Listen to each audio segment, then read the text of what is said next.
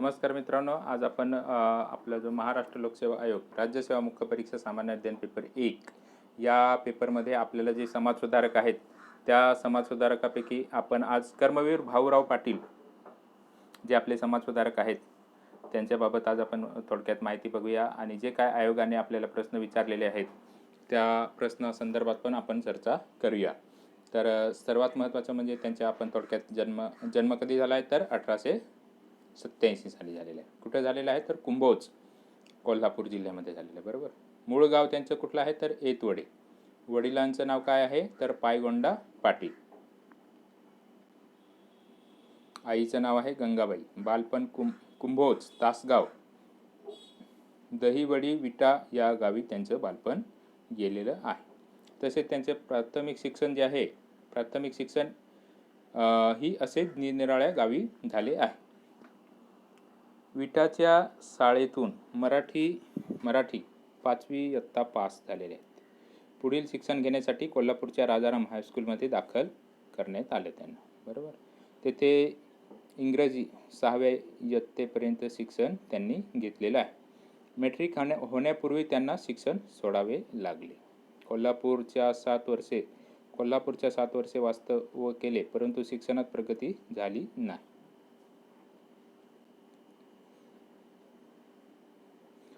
पर्यंत आपण माहिती बघितली मित्रांनो. त्यावेळेस कसं भरपूर शिक्षण घ्यायचं म्हणजे भरपूर अडचणी यायच्या.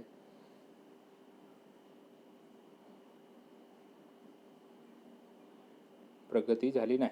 सत्यशोधक समाजाच्या विचारसरणीची परिचय आणि सत्यशोधक समाजाचे अनुयायी झाले. त्यांच्यानंतर मग सत्यशोधक समाजाच्या विचारसरणीशी परिचय झाला. नंतर ते सत्यशोधक समाजाचे अनुयायी झाले. संस्कृत विषयाच्या शिकवणी केल्या. अँग्लो ग्लास वर्क्स व किर्लोस्कर ब्रदर्स लिमिटेड या कंपनीचे फिरते विक्रेते म्हणून त्यांनी काम केले. महाराष्ट्र व महाराष्ट्राबाहेर भ्रमंतीत त्यांना बहुजन समाज, अज्ञान व अंधश्रद्धा याच्यामध्ये पार अडकून गेला होता हे त्यांना जाणवलं. त्यावेळेस त्यांनी आपलं जे काम सुरू केलं त्यावेळेस त्यांना महाराष्ट्र आणि बाहेर त्यांनी म्हणजे ते फिरले भ्रमंतीत.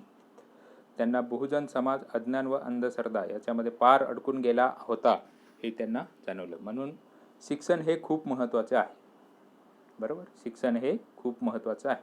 म्हणून त्यांनी इसवी सन 1910 मध्ये दूधगाव येथे काही स्थानिक लोकांच्या मदतीने दूधगाव शिक्षण प्रसारक मंडळ या नावाची संस्था स्थापन केली. मित्रांनो, इथं महत्त्वाची गोष्ट म्हणजे 1910 मध्ये दूधगाव येथे काही स्थानिक लोकांच्या मदतीने दूधगाव शिक्षण प्रसारक मंडळ या नावाची संस्था स्थापन केली. तिच्यामार्फत दूधगाव विद्यार्थी आश्रम हे वसतिगृह सुरू केले. तेथे सर्व जाती धर्माचे विद्यार्थी एकत्र राहत असत. तर हा पॉईंट खूप महत्त्वाचा आहे. इसवी सन 1910 मध्ये त्यांनी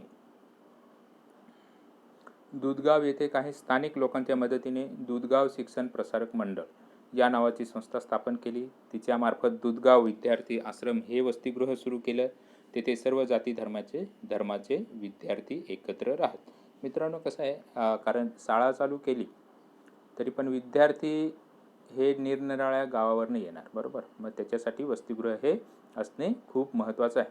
कारण आपण पण ज्या शाळेमध्ये शिकलो ते आपल्याला चांगलंच माहिती आहे वसतिगृह काय असतं, वसतिगृहाची आवश्यकता का असते ते आपल्या सगळ्या विद्यार्थ्यांना माहिती आहे. कारण आपण जे काय आश्रमशाळेमध्ये शिकलेलो असतो आपल्याला, कारण आपली तेवढी ऐपत नसते रोजचं अपडाऊन करणं, शाळेमध्ये जाणं. आपल्याकडे महत्त्वाची गोष्ट म्हणजे वेळ, जाणं येणं वेळ, त्याच्यानंतर भाड्यासाठी पैसे, या सगळ्या अडचणी असतात. म्हणून वसतिगृहामध्ये राहणे हे खूप महत्त्वाचं असतं. वसतिगृह असणं हे खूप महत्त्वाचं असतं. सध्या आपल्याकडं आपण जे वसतिगृहात शिक्षण घेतलं त्याच्याबद्दल आपल्याला या गोष्टीबद्दल व्यवस्थित म्हणजे वसतिगृहाचं आपल्याला महत्त्व चांगलं माहिती आहे. तर इसवी सन 1910 मध्ये दूधगाव येथे काही स्थानिक लोकांच्या मदतीने दूधगाव शिक्षण प्रसारक मंडळ नावाची संस्था स्थापन त्यांनी केली. तिच्यामार्फत दूधगाव विद्यार्थी आश्रम हे वसतिगृह सुरू केले. तेथे सर्व जाती धर्माचे विद्यार्थी एकत्र राहत. बरोबर. नेरले व कारले येथे वसतिगृह काढले. त्यांनी परत नेर्ले व कार्ले येथे वसतिगृह काढले. सन 1919 साली त्यांनी कार्ले येथे रयत शिक्षण संस्थेची स्थापना केली. तर हा महत्त्वाचा पॉईंट आहे इथं. सन 1919 साली त्यांनी काले येथेच रयत शिक्षण संस्थेची स्थापना केली. इसवी सन 1924 मध्ये सातारा येथे छत्रपती शाहू बोर्डिंग हाऊस हे वसतिगृह सुरू केले. तर ते कधी केले? तर 1924 साली. त्याचं कार्यालय कुठं होतं? तर सातारा या ठिकाणीच होतं. बरोबर, कार्यालय सातारा या ठिकाणी. मित्रांनो, हे आपण छोटे छोटे पॉईंट घेतलेले आहेत, कारण संपूर्ण माहिती घेणं त्याच्यासाठी व्हिडिओ हा खूप मोठा होऊ शकतो.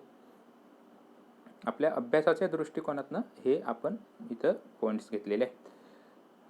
इसवी सन 1935 मध्ये प्राथमिक शिक्षकांना प्रशिक्षण देण्यासाठी सातारा येथे silver jubilee rural training college सुरू केलं. बरोबर, इसवी सन 1935 मध्ये प्राथमिक शिक्षकांना प्रशिक्षण देण्यासाठी सातारा येथे silver jubilee rural training college सुरू केलं. इसवी सन 1937 मध्ये झालेल्या प्रांतिक कायदे मंडळासाठीच्या निवडणुकीत मुंबई प्रांतासह अनेक प्रांतात काँग्रेसचे मंत्रिमंडळ अधिकारावर आली. जनतेचे साक्षरतेचे प्रसार करण्यासाठी खाजगी शिक्षण संस्थांना प्राथमिक शाळा सुरू करण्यास प्रोत्साहन देण्याचा निर्णय घेतला गेला. प्राथमिक शाळा सरकारने चालवण्याचा निर्णय घेतला. बरोबर, हे खूप महत्त्वाचं इथं काम केलेले आहे त्यांनी.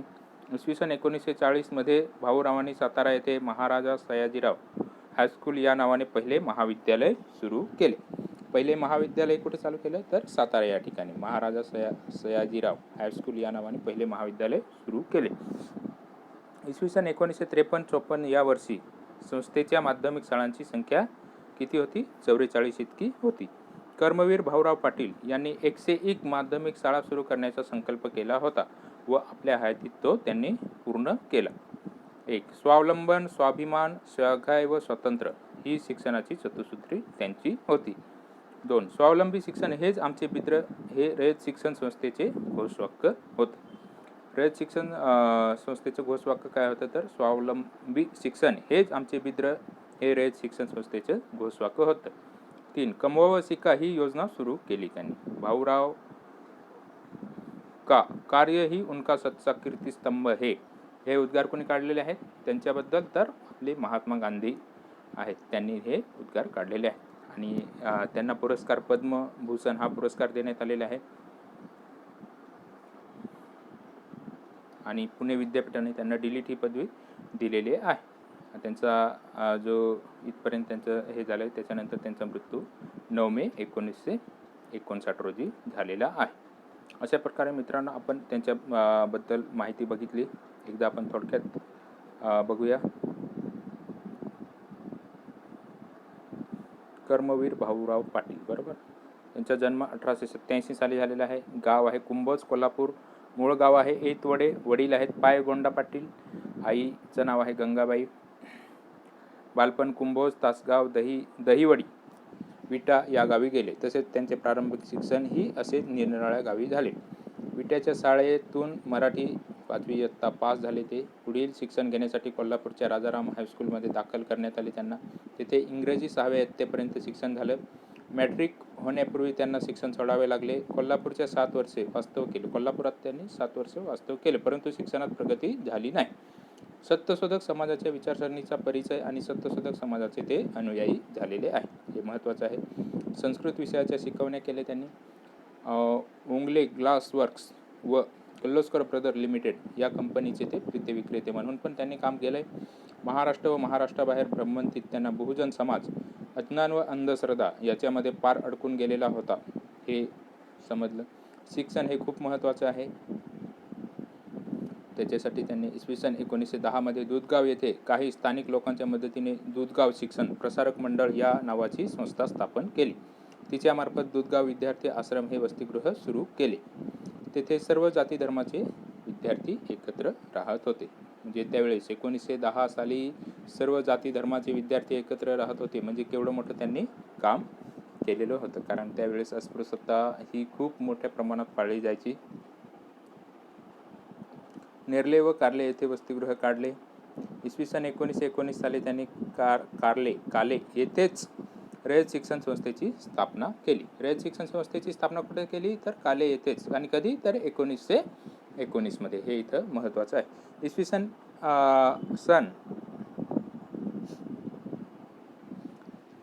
1924, इथं थोडंसं प्रिंटिंग मिस्टेक झालेली आहे मित्रांनो, सॉरी. 1924 मध्ये सातारा येथे छत्रपती शाहू बोर्डिंग हाऊस हे वसतिगृह सुरू केले.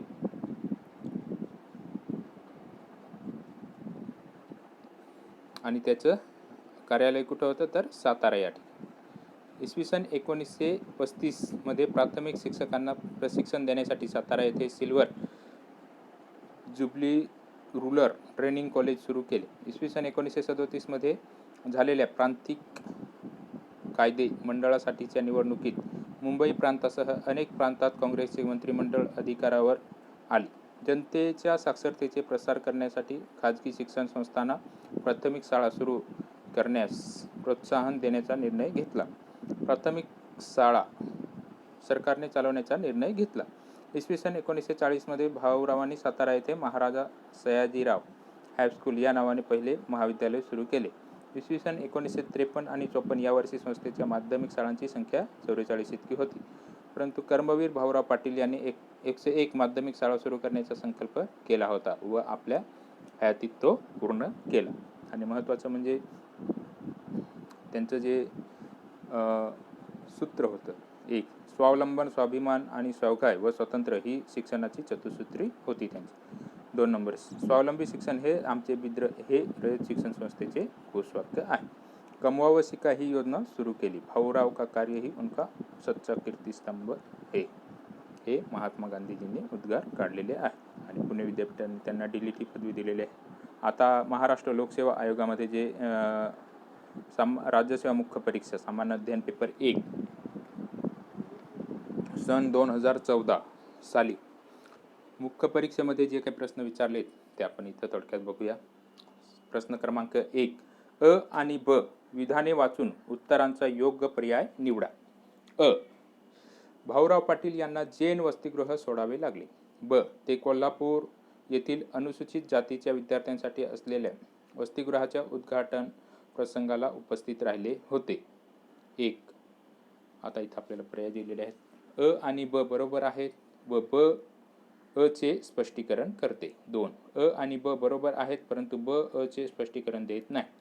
3, अ बरोबर आहे, ब चुकीचे आहे. अ चुकीचे आहे, ब बरोबर आहे. तर मित्रांनो या प्रश्नाचं बरोबर उत्तर आहे ते 1 नंबर पर्याय. 1 नंबर पर्याय आहे. अ आणि ब बरोबर आहेत व ब अ चे स्पष्टीकरण करते. उत्तर अशा प्रकारे आहे. तर त्याचं स्पष्टीकरण आपण थोडक्यात बघूया. राजर्षी शाहू महाराज यांनी 14 एप्रिल 1908 मध्ये एकेश्वरी देवालयात अस्पृश्य वसतिगृह सुरू केले. त्यांच्या उद्घाटन समारंभास भाऊराव हे आवर्जून उपस्थित राहिले. त्यावेळी लठ्ठे व भागदोरे यांनी भाऊराव पाटील यांना वसतिगृहात घेण्यास नकार दिला. स्नान केल्याशिवाय परवानगी देणार नाही असे भाऊराव पाटील यांना सांगितले, पण त्यांनी कोणताच विरोध न जुमानता खोलीत प्रवेश केला. त्यामुळे त्यांना वसतिगृह सोडण्यास भाग पडले. अशा प्रकारे मित्रांनो हा प्रश्न आलेला आहे. आणि प्रश्न क्रमांक 2 2016 साली आलेला होता परंतु तो प्रश्न रद्द झालेला आहे. अशा प्रकारे मित्रांनो धन्यवाद.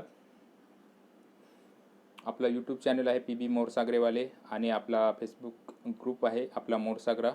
मित्रांनो जर आपला हा व्हिडिओ आवडला तर लाईक करा, चॅनलला सबस्क्राईब करा आणि आपल्या मित्रपरिवारामध्ये म्हणजे आपल्या गावाकडचे जे मित्र आहेत आपले डहाणू, पालघर म्हणजे पालघर तालुक्यातील जे काही मित्र स्पर्धा परीक्षेची तयारी करतात तर त्या मित्रांना पाठवायला विसरू नका. इथं थोडीशी एक प्रिंटिंग मिस्टेक झालेली आहे तर ती इथं सन 1924 आहे ते 10/9 हे झालेलं आहे थोडंसं तर ते इथं करेक्शन आहे.